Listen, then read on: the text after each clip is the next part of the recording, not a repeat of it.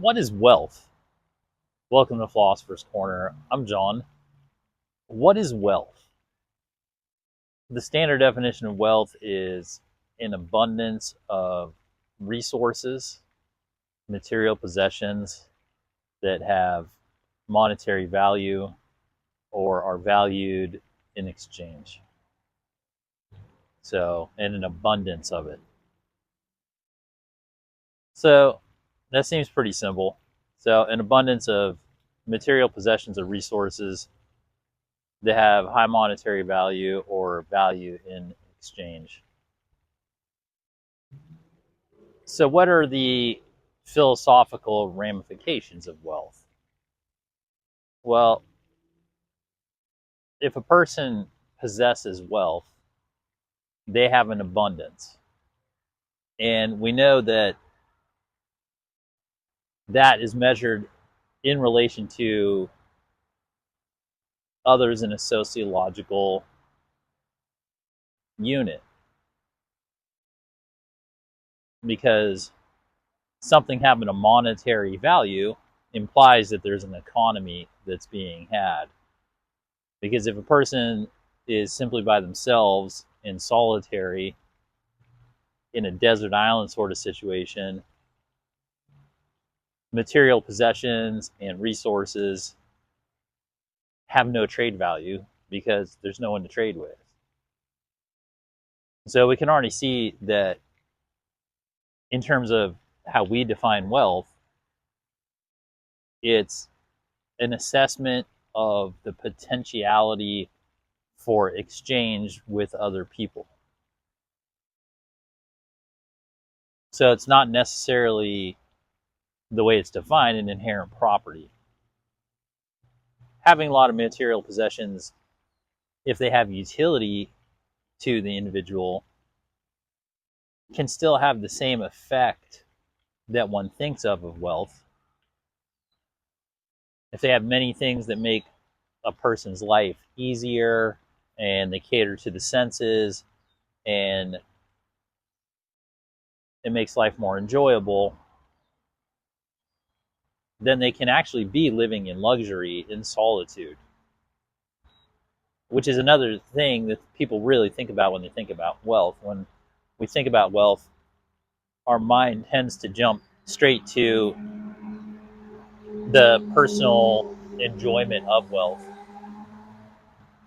which tends to be luxury. It's not always luxury, but it tends to be the idea of luxury. The nice car, the nice house, the nice things to comfort our senses, the peace of mind that some people get from wealth, not everybody. And that can be attained in solitude. But that's different than this type of wealth. The standard definition for wealth implies that the abundance of the possessions or resources have their inherent value in the potentiality for exchange with others. And that others have also, in some way, whether consciously or unconsciously, assigned a trade value to the possessions or resources, which can include the talents of the individual, in relation to the rest of society.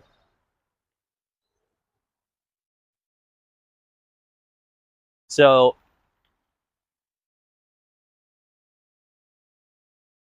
there's many ways to look at it.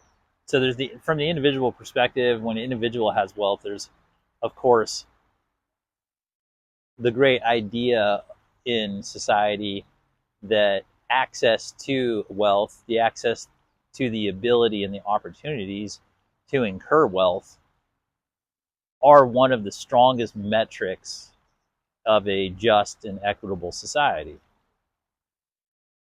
That seems reasonable. It seems as though if you're going to have a truly free society, then everyone should have a fair shot at accumulation of material possessions, resources, and whatnot. Now, of course, in that discussion, especially in America, there's always attempts to not only make the playing field level or make it so that people can have equal opportunity to have a chance to obtain wealth, But also, they have found that certain individuals not only attain wealth, but they attain so much through various means that there need to be regulations so that they don't have an undue effect on the rest of the population, that their wealth doesn't turn into too much power. So wealth in and of itself is a bit of power. That's undeniable. But the synergy of wealth, through the power and alchemy of organization, an organization is an extremely powerful force. Through that synergistic network of organization of wealth, whatever wealth is already in the realm of power can be amplified into power. One can reconstruct and reorganize their wealth so with the aim of it being powerful, which is kind of it's a whole nother force that you can derive out of wealth. There are many forces that can be derived from wealth. So if you have an abundance of material possessions and you have an abundance of resources, and remember, we can include like talents. So if a person has an abundance of intellectual ability, an abundance of heartfelt ability, if they have extraordinary talents in any direction, in any realm, any genre, whatever of life, they can bring that to bear, and that can include like spiritual perspective, intellectual perspective, people skills, anything you can really think of as a talent. So they can bring that to bear with the more traditional material wealth, just the resources in general, be it money, precious metals, real estate, automobiles, any type of material, highly valued material possessions in toto, right? So when you bring those together, then you have a whole nother level of wealth. And there are derivatives that can be taken out of wealth. The wealth can then be focused in different ways to have different effects in the reality. And it's always in relation to other people. There are many things that we attribute high monetary value to because they have a potential to be valuable to other people in the society, and so therefore they have a potential trade value. Whereas if you view those people in solitude, a lot of those items actually have no value. The monetary values, it's simply the perception of the potential trade value within the society. And if you're on a desert island and you have a Picasso, good for you. Doesn't really matter. If you're on Fifth Avenue in Manhattan and you've got an apartment and you've got a Picasso, well, good for you. that's a whole different story. So wealth, it's an abundance of material resources, valuable things, talents coming to bear, and it's a goal for a lot of people. It's a real goal, and I think it's an unconscious goal for a lot of people, which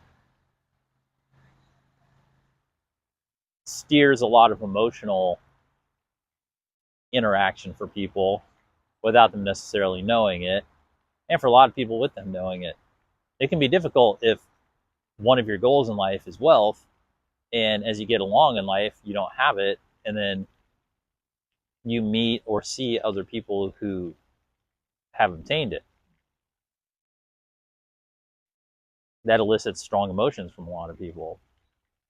And also, there's no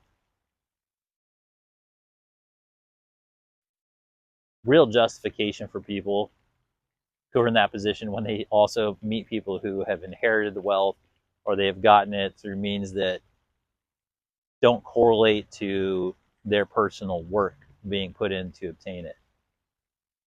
And so that can further exasperate things. But it's a big factor in society. Wealth in general is a big factor because it drives a lot of social policies, it drives a lot of social interactions, it fuels almost every other derivative opportunity in society can be fueled off of wealth. Like literally anything, like mating, schooling, business opportunities, social opportunities, travel, peace of mind, spiritual studies, athletic endeavor, like literally anything, because wealth can open up time for people. Wealth can open up security, confidence, opportunity. It can do all these things. Now, it's not guaranteed that wealth does that. There are numerous stories of people who have wealth and they're not cut out to handle it. It doesn't work for them. They haven't done the personal work to be able to handle the amount of energy and opportunities that it brings. And, also being, if a person has wealth, then they can also be the object or the target of people who have not obtained it, or even if they have, it excites negative emotions in those people. Wealthy people are always going to attract people who basically have incited jealousy or envy or a whole list of other emotions into their field because of the great perceived value that they have control of. And in the same vein that they're going to attract all sorts of people that want to do opportunistic things, both good and bad. It's sort of an absolute value. It's just the wealth itself, especially when it becomes known to others, has a very attractive quality. It's sort of a treasure vault. And because wealth is a confluence of different things, monies, items, talents, energies, perceptions, reputations, everything associated with it sort of becomes valuable to an extent. It becomes a very unpredictable energy to have at the core of someone's existence. And it becomes like a whole different philosophical factor in terms of how a person is perceiving their life, how it influences what they do, and how it influences how people view them. Right? And then there's different levels of wealth. Famously, people say generational wealth. Well, that means that you have so much wealth that it's going to set your children up to be wealthy, or possibly their children, or further down the line. And then that changes the consciousness of that family line. Because now, instead of trying to figure out the basics on the pyramid of needs, now they're towards the top of the pyramid, and that opens up a whole different life path and a whole different set of strategies, a whole different set of philosophies. It affects morals and ethics. Presumably, they have more responsibility to society. Whether they accept it or not tends to be a topic of debate within wealthy families. And, just generally, how does one, when they're empowered with wealth, how do they handle the responsibility of that power? And wealth doesn't stay secret for long in the modern world. So there's an amount of exposure that comes that usually catalyzes the public responsibilities. And, obviously, when someone is wealthy, other people want to know how they did it. They want to know how to get it for themselves. And so that's another aspect of it is, okay, how much do you try to catalyze for other people, right? There's all these, when the wealth comes into a person, there's all these different questions and responsibilities that happen that need to be dealt with, and they kind of can't be avoided. It's almost in a sense that the wealth becomes its own job. It requires a lot of maintenance. It becomes its own resource network with its own synergy, its own derivative forces, and its own responsibility in general. While also being able, obviously, to provide for whatever material comforts the owner of the wealth or the possessor of the wealth can imagine and needs. So, yeah, what is wealth? It's an abundance of material resources and talents and resources. And A lot of people want it. Well, I hope you found this helpful. Maybe you'll get wealthy. Who knows? And I hope you enjoy it and have fun. Thanks for spending some time here at Philosopher's Corner.